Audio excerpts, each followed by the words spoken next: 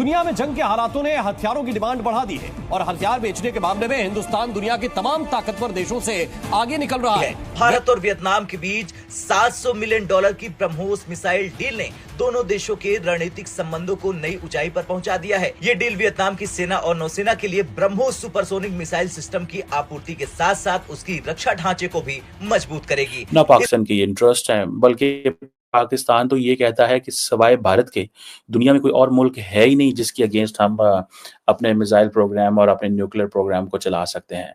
हमारी सारी की सारी जो न्यूक्लियर प्रोग्राम हो, मिसाइल प्रोग्राम हो या आर्मी की जो जिसे कहते हैं न्यूक्लियर डॉक्ट्रिन भी है, वो सारी की सारी दैट इज रिगार्डिंग इंडिया के है। हमारे पास जज्बा बहुत है। अब भाई फिर अभी वो यही बात है, जज्बे से हम जज्बा है तो क्या जज्बा इसलिए है कि जो पढ़े लिखे हैं वो तो कुछ कर रहे नहीं। अच्छा, जो अनपढ़ है वो उनमें जज्बा है। ठीक है, वो क्या कर सकते हैं? कुछ भी नहीं कर सकते। तो जज्बा लेके गली गली हमने नारे लगाने, ठीक है, मगर दुनिया से पीछे रहना है। हमारे यहाँ ना जैज जज्बा पैकेज है। अच्छा, हमें वो जैज जज्बा पैकेज सिखाया गया, ठीक है, अगला उसका मान ही नहीं बताया गया कि जज्बा किसको लेके कहते हैं। वैसे तो देखें क्या कोई किसी के कैंप में, अब बात यह है कि जिस कंट्री के IMF के पास होगा जो कंट्री और जिसको सिर्फ कर्जा चाहिए होता होगा, उसका प्राइम मिनिस्टर खुद ये कहते हैं कि जहाँ भी जाता हूँ कशकोल पकड़ के जाता हूँ और लोग देखकर मुंह दूसरी तरफ कर लेते हैं कि मांगने के लिए आ गया। तो जहाँ का वजीर आजम भी कह रहा होगा वो उसने अपने कैंप में किसी को क्या लाना। हाँ, लेकिन इसके ऊपर बात करते हैं कि ऐसी क्या वजह है कि भारत को अलाउड है कि वो 7,000 किलोमीटर तक भी अपने जो इंटरकॉन्टिनेंटल बैलिस्टिक मिसाइल है उसके तजर्बे कर सकता है, लेकिन पाकिस्तान के बैलिस्टिक मिसाइल प्रोग्राम जिनकी रेंज जो है मिसाइल प्रोग्राम की रेंज 250 किलोमीटर यानी कि भारत के एक आखिरी हिस्सा जो है उस तक है।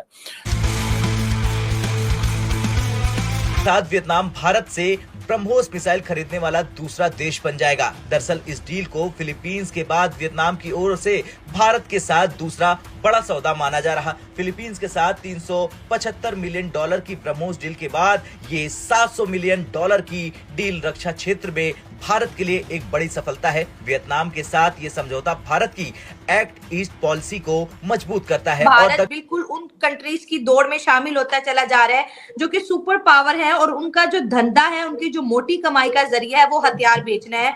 और कांग्रेचुलेशंस, मैं कहूंगी बड़ी बात है जी। भारत पूरी दुनिया में फेमस था कि एक ऐसा मुल्क है जो बहुत ज्यादा जो है हथियार खरीदता है और अब आहिस्ता आहिस्ता नैरेटिव बिल्ट हो रहा है कि भारत तो खतरनाक से खतरनाक मिसाइल अब एक्सपोर्ट कर रहा है। अब ब्रह्मोस की बात कर लेते हैं। ब्रह्मोस, देखिए ब्रह्मोस एक टेक्नोलॉजी जो इंडिया और रशिया ने डेवलप करी है और क्रूज मिसाइल। और मजे की बात ये कि दुनिया में सिर्फ 2 कंट्रीज के पास लॉन्ग रेंज क्रूज मिसाइल है जो अप्रोक्सीमेट 500 या 800 किलोमीटर तक चली जाती है। अब आप मुझे ये बताइए, जो 300 किलोमीटर तक है वो चाइना के पास भी है, 500 किलोमीटर वाली इंडिया के पास है क्रूज मिसाइल जो कुछ किलोमीटर ऊपर तक ही उड़ती है, मतलब ट्री टॉप मिसाइल है।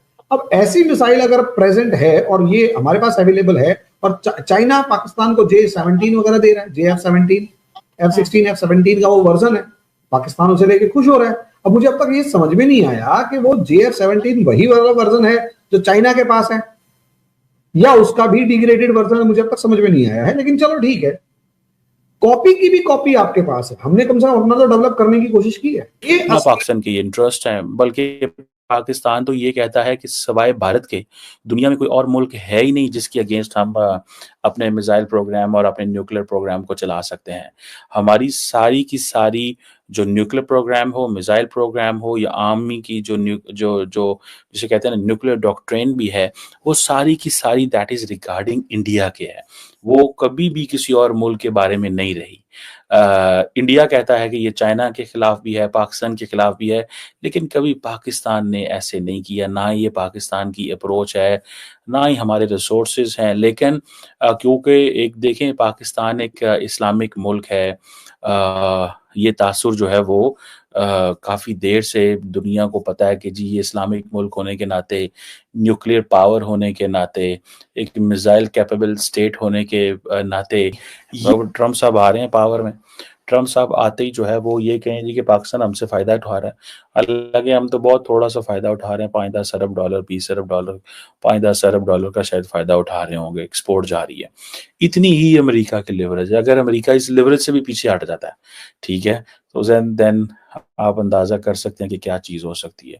सो पाकिस्तान ये जो यूएस का डिसीजन है कि वो सैंक्शंस करना, इसको पाकिस्तान पहली बात है, सारी बात है, बायस समझता है और वो समझते हैं कि ये अनफॉर्चुनेट है। लेकिन अमेरिकन कहते हैं कि जी भाई साहब, हम आपके साथ काम कर रहे हैं, हम आपके साथ इंगेज कर रहे हैं, और वो कह रहे हैं कि जी अब पाकिस्तान का एक सिंपल सा है कि हमें अपनी सॉवरेनिटी से ज़्यादा कोई चीज़ इंगेज ज़रूरी नहीं है।